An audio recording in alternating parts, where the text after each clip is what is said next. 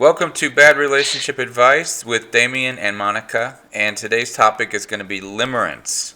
And limerence is a fancy way to say unrequited love. That is, you like somebody, but they don't necessarily like you back. And Monica's going to tell us a little bit more about that. Hi, Monica.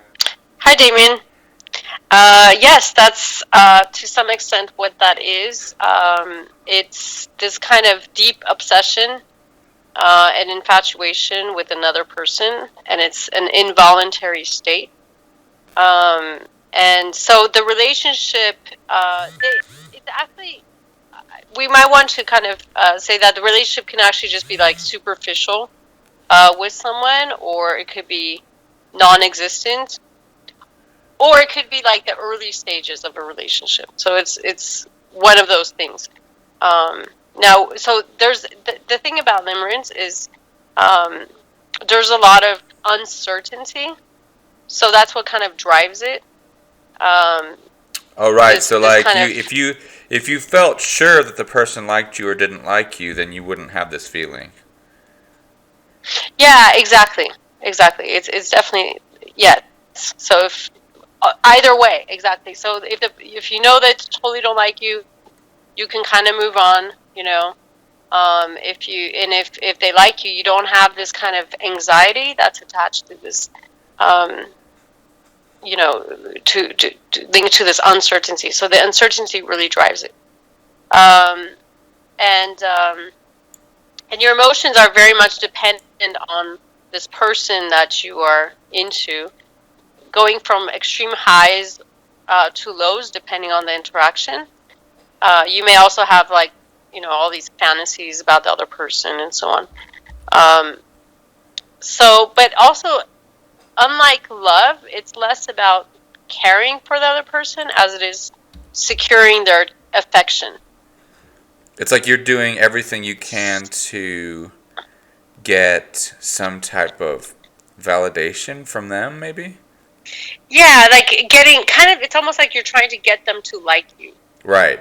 and um, and so you're kind of trying to figure out all of these ways to get them to like you. Again, it goes back to the uncertainty, because when you already know someone likes you, you're less likely to become limerent because it's no longer kind of a source of anxiety. It's Right. just a You've nice got feeling. that Oh, this person confirmation. likes me, and I like them. Right. Well, now what The about limerence what about the is the case where gray you're area. like, what about when you're like, I the person's giving off all these signals of not really being that into you, but you continually are misinterpreting them. Like, is that part of that?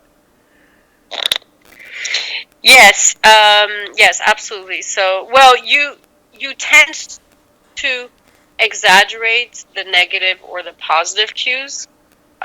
So if the person is not completely saying I don't like you, there's no way in hell. Um, then if they're just being kind of neutral, kind of gray area, nice, then you may exaggerate that in a positive way. You may say, so for example, if someone says, "Oh, I'll see you around," this might be interpreted as they want to see me again. Right. So Right, because see you around, that's what it means. It means we're gonna see each other. It's practically a date. that's it. It's practically a date, exactly.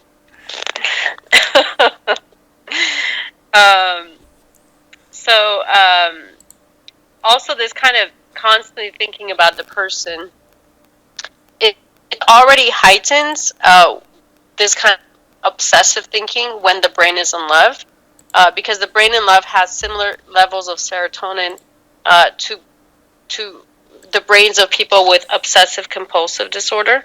Wait, in love And or in in also, in lust? Are we talking real love here, or are we talking infatuation? yeah, good, yeah. So um, this would be in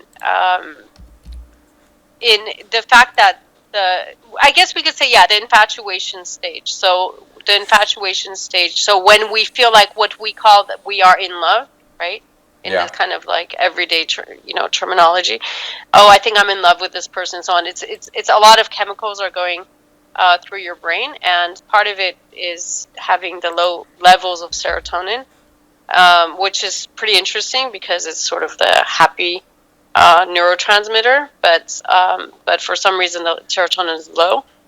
And also, the reward centers of the brain is triggered. So there's a rush of dopamine that's hard to detox from. So you get these, these highs when you're feeling like you're getting the reward from the person, when they're kind of, responding favorably to you, or you get these really unbearable lows, kind Yeah. of like detoxing from drugs. Yeah, it sounds So like a they drug actually addiction. say that exactly that the brain in love is similar to that of people who are addicted to cocaine. And it's one thing that's important to keep in mind is that the addiction is heightened by the fantasy, not the reality of who the person is, and or the reality of the nature of the relationship. So this is kind of, we kind of, when a person's limerent, they really think it's about that particular person. But it's important to keep in mind, no, it's really kind of all the fantasy, all the things that we put on that person. Right. Their qualities are exaggerated and so on. Right. Yeah, like personal Um, experience, I can remember just like, I mean, you literally cannot stop thinking about this person, and every every single little tiny detail. And I wonder if it's, are people who are not particularly detail oriented less likely to fall into this situation, because I feel like you have to be able to like fixate on little things in order to like get into this situation. so another symptom of Limerence is that you replay what happened or what that person said and so on. There's this kind of replay and rehearsal going on. So replaying past events, um, and rehearsing potential future interactions with that person.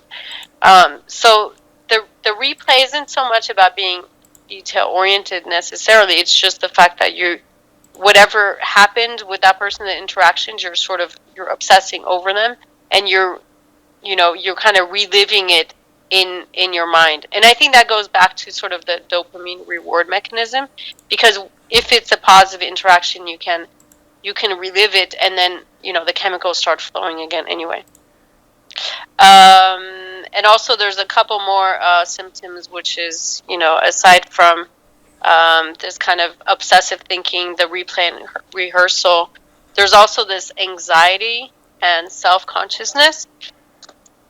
So when you do actually interact with the person, there's this, it's hard to actually be smooth around Oh them. I yeah, don't know you if you can't be can relate to yourself. that. You can't be yourself at all. I can tell you that much.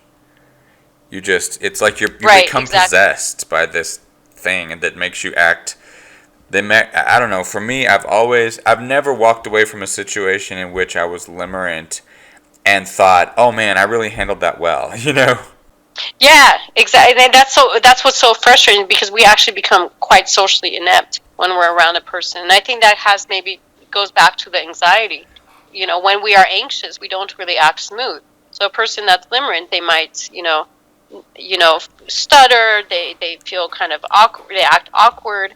But also there's the physiological symptoms that accompany these feelings. So, you get shortness of breath, your heart starts beating faster and so on. So all of this also kind of, um, prevents this person from acting, very super smooth, when around them, which again can be super frustrating. And, there's two more things very quickly. So we talked about this kind of emotional dependence. So the kind of almost depression, due to this, or elation due to this uncertainty, linked to this uncertainty. And finally, the last thing is the impaired functioning. So this has to do with like how you are with your other relationships, with work, and so on. That can be impaired because you are so focused on that person, and you are so reactive to whatever happens with that person. So everything else takes a backseat. Oh, okay. So it can really kind of mess up your routine. Yeah, it can mess up your life. I mean, people in a limerence stage have left marriages because they feel like this is the one, and so yes, or or not been able to go to work because you know. All right. Well, Monica, Okay, thank well, you I for think that introducing this topic. It's definitely an interesting one. yeah. So on the next episode, we can maybe talk about what a person can do while they are in that state. Okay. Sounds great. Okay, sounds good. Until next time. So talk to you next time. Bye. Okay.